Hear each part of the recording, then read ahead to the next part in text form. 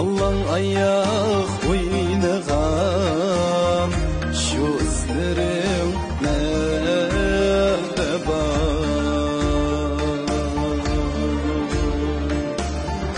Yalan ayak oynagan şu izlerim nerede var?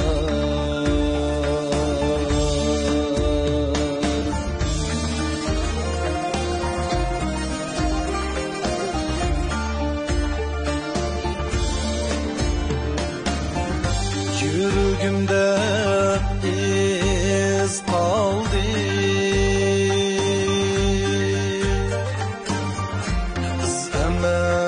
izlemezsin dert aldı.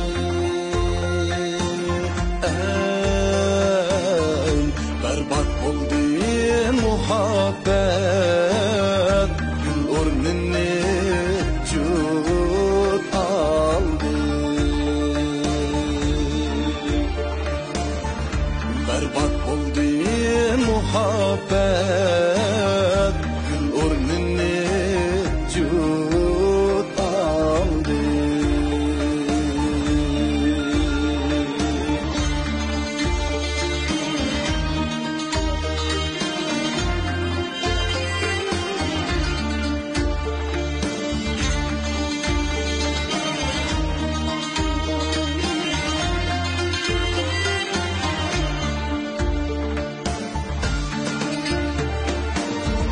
Yarılandı bu yürek, harlandı muhabbet.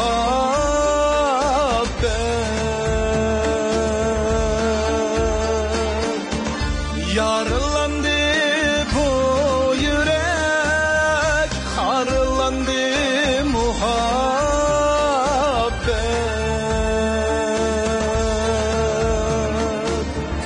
Yar ornida ey